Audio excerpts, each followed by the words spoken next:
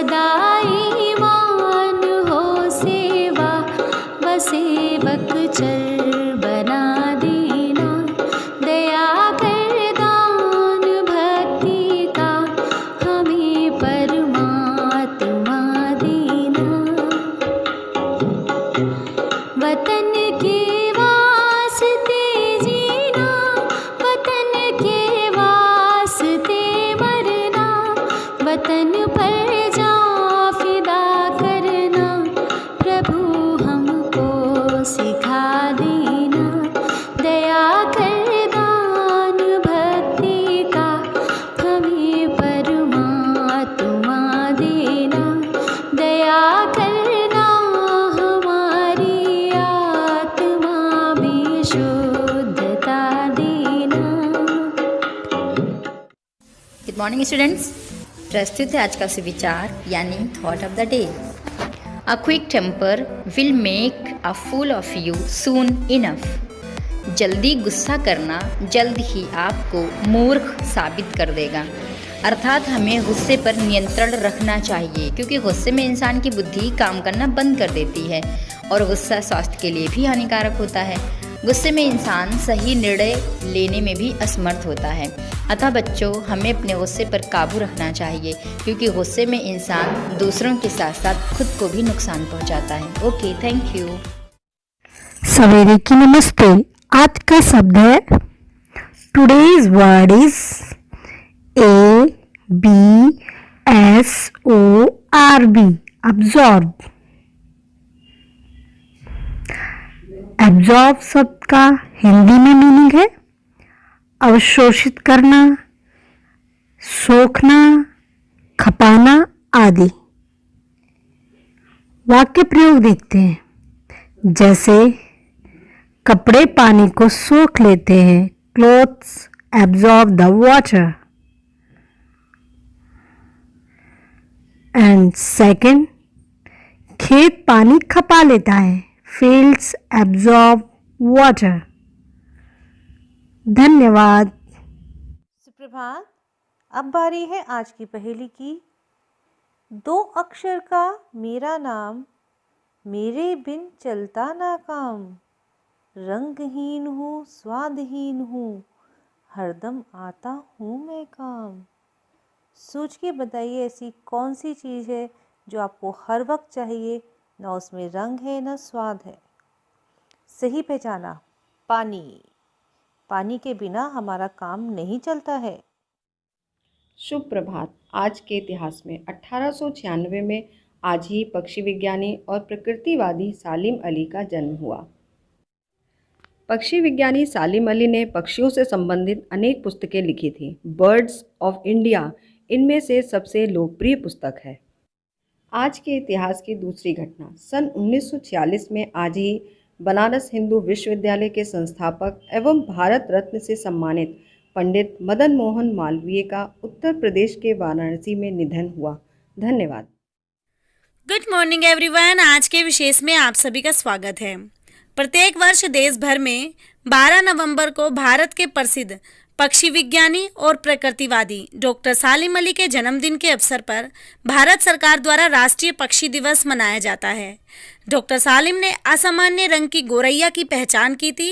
इनके नाम कोयम्बटूर के निकट एनाइकटी नामक स्थान पर सालिम अली पक्षी विज्ञान एवं प्राकृतिक इतिहास केंद्र स्थापित किया गया है। धन्यवाद। नमस्कार। प्रस्तुत है आज की प्रश्नोत्तरी। आज का पहला प्रश्न है, भारत में अंतरिक्ष कार्यक्रम की शुरुआत सन 1962 में प्रथम प्रधानमंत्री जवाहरलाल नेहरू और वैज्ञानिक विक्रम साराभाई के प्रयासों से हुई। प्रश्न संख्या 2, भारत का पहला कृत्रिम उपग्रह रोहिणी उपग्रह था। प्रश्न संख्या 3, भारत का पहला मौसम उपग्रह कल्पना 1 था। इसका दूसरा नाम मेटसेट उपग्रह है। प्रश्न संख्या 4, भारत का पहला संचार उपग्रह एप्पल था। एप्पल अंतरिक्ष यान पर डाक विभाग द्वारा डाक टिकट भी जारी किया गया है। प्रश्न संख्या 5, भारत का पहला पहला चंद्रमा अभियान, भारत का पहला चंद्रमा अभियान चंद्रयान-1 था। धन्यवाद। गुड मॉर्निंग बच्चों, मैं लेकर आया हूँ आज की हिंदी कविता जिसका शीर्षक है सबसे पहले। आज उठा मैं सबसे पहले आज सुनूंगा चिड़िया का डैने फड़का कर, चहक चहक कर उड़ना फर फर। देखूंगा पूरब में फैले बादल पीले लाल सुनहरे। आज उठा मैं सबसे पहले आज चुनूंगा पौधे पौधे की डाली पर फूल खिले जो सुंदर सुंदर। देखूंगा पूरब में फैले बादल पीले लाल सुनहरे।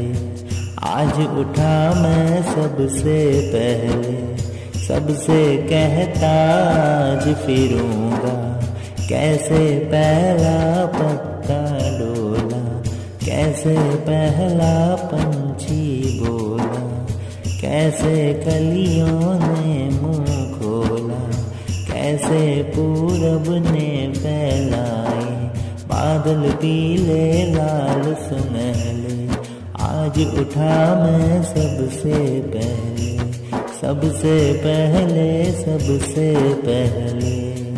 धन्यवाद। नमस्कार प्यारे बच्चों, आइए सुनते हैं कहानी मेरी जुबानी यानी अर्चना पांडे की जुबानी। बच्चों, आपके सामने रोज रोज नई कहानी लेकर प्रस्तुत होने का हमारा आश्रय होता है कि आप हमारी कहानियों से कुछ नई शिक्षा लें और उसे अपने जीवन में उतारें। तो सुनते हैं आज की कहानी जो है चंदनवन की। बच्चों, एक था चंदनवन जिसके अंदर एक शेर रहता था। शेर अब बुढ़ा हो चला था, राजपाट करना अब उसके बस का काम ना था। उसने एक मीटिंग बुलाई। मीटिंग में खरगोश के द्वारा एक उपाय रखा गया। जो सबसे अच्छा काम जिम्मेदारी के साथ 10 दिन तक निभाएगा उसे ही राजा बना दिया जाएगा। सबने अपना काम बड़ी ईमानदारी से किया। सारे जानवरों द्वारा पता चला कि हाथी ने तो कोई काम ही नहीं किया, परंतु चिड़िया द्वारा बताया गया कि हाथी ने उसका घरौंदा बचाया है। वह चाहता तो 1 सेकंड के अंदर अपने सूंड से उसके घरौंदे को बिखेर देता और अपने कार्य को पूर्ण कर लेता, परंतु उसने चिड़िया का घर बचाया। इसलिए राजा बनने का अधिकार उसी का होता है। बच्चों, जो दूसरे के सुख में अपना सुख ढूंढते हैं वे नेतृत्व के अधिकारी होते हैं। आइए इसी शिक्षा के साथ आज आपसे विदा ली जाए। धन्यवाद।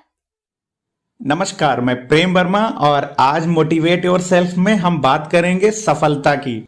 सफलता एक ऐसा शब्द है जो सिर्फ शब्द ही नहीं, हर किसी का सपना होता है, पर इसकी राह आसान नहीं होती। सफलता प्राप्त करने के लिए इन राहों को पार करना पड़ता है। आइए पढ़ते हैं सफलता पर यह कविता। मत करना मन विचलित अपना, देर अगर जो हो जाए, ऐसा कुछ भी नहीं है जग में जो ना तुमसे हो पाए। ज्ञान अगर हो लक्ष्य का अपने, दृढ़ संकल्प का भान रहे, निश्चित ही सफलता मिल जाएगी, तुम खड़े जो सीना तान रहे। राह नहीं आसान है ये, मुश्किल रास्ते में आएगी, किस्मत पे भरोसा मत रखना, ये राह तुम्हें भटकाएगी। मत हारना हिम्मत इनसे तुम, चाहे जितनी घमासान रहे, निश्चित ही सफलता मिल जाएगी, तुम खड़े जो सीना तान रहे। जो कमी कोई रह जाती है तो उसका तुम अभ्यास करो, जो गिरते हो तुम एक दफा तो फिर उठकर प्रयास करो। लगे रहो तुम कर्म में अपने, जब तक इस तन में प्राण रहे, निश्चित ही सफलता मिल जाएगी, तुम खड़े जो सीना तान रहे। धन्यवाद।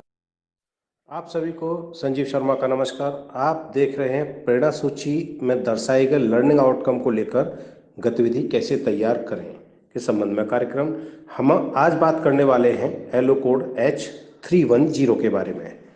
कक्षा 3 हिंदी का ये एलो कोड है, अर्थात छात्र पढ़कर समझ पाते हैं, यानी पाठ में मुख्य जानकारी निकाल सकते हैं, 2 या 2 से अधिक वाक्यों को पढ़कर समझ पाते हैं।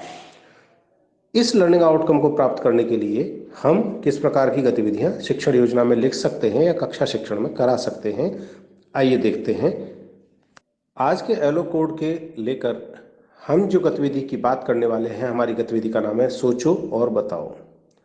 शिक्षकों को चाहिए कि वो छात्रों से आरंभ में ऐसे विषय पर चर्चा करें जो छात्रों के स्तरीय हो या उनकी अभिरुचि का हो, जैसे फिल्म देखना हो, प्रदर्शनी देखना हो, मेला में जाना हो या गंगा स्नान के लिए जाना हो या ऐसे ही कोई अन्य विषय हो। ऐसे किसी भी विषय पर छात्रों से अपने अनुभव साझा करने को कहें। जब छात्र अनुभव साझा कर चुके हों तब छात्रों से पाठ्यपुस्तक से उस पाठ को पढ़ने के लिए कहें जो आपको पढ़ाना है। पाठ पूरा होने के बाद में अब छात्रों के साथ चर्चा आरंभ करें। ध्यान रहे, पाठ के वाचन के समय या पाठ पढ़ने के समय एक से अधिक छात्रों को पाठ पढ़ने में सम्मिलित किया जाए। जब पाठ पूरा हो जाए तो छात्रों से चर्चा करें कि उनकी समझ में पाठ में क्या आया या पाठ में किसके बारे में बात की गई है या इसमें किन स्थानों को लेकर चर्चा की गई है। कुछ इसी तरह के सवाल जवाब जब आप छात्रों से कर रहे होंगे तो आप देखेंगे कि छात्र उस पाठ को बेहतर तरीके से आपके साथ साझा कर पा रहे हैं, उसके बारे में अच्छे से चर्चा कर पा रहे हैं। अब जब पाठ को पढ़ने को कहा जाएगा तो निश्चित रूप से छात्र बेहतर तरीके से आपके समक्ष उस पाठ को प्रस्तुत कर पाएंगे और जो भी पढ़ रहे हैं उसको समझकर पढ़ना आरंभ करेंगे। इस प्रकार से इस लर्निंग आउटकम को प्राप्त करने के लिए आप इस प्रकार की गतिविधि को करा सकते हैं। यह गतिविधि एक उदाहरण के रूप में है, आप ऐसी ही अन्य गतिविधियां भी अपने कक्षा शिक्षण के दौरान करा सकते हैं। शिक्षकों से अनुरोध है कि गतिविधि को रोचकतापूर्ण बनाने का पूरा प्रयास करें और छात्रों को समुचित निर्देश प्रदान करें। जब छात्र अपनी बात कह रहे हों तो उनको ध्यान से सुने, सही हाव भाव पहचानते हुए उनकी मदद करें। उनको लगना चाहिए कि आप उनको गंभीरता से सुन रहे हैं। गतिविधि को रोचक बनाने के लिए आपकी सक्रिय भागीदारी बहुत अधिक जरूरी है, पर छात्र आपसे अधिक सक्रिय होने चाहिए। तो कराते रहें गतिविधि और हासिल करें प्रेरणा लक्ष्यों को। हम बनाएंगे प्रेरक प्रदेश उत्तर प्रदेश। जय हिंद, जय शिक्षा।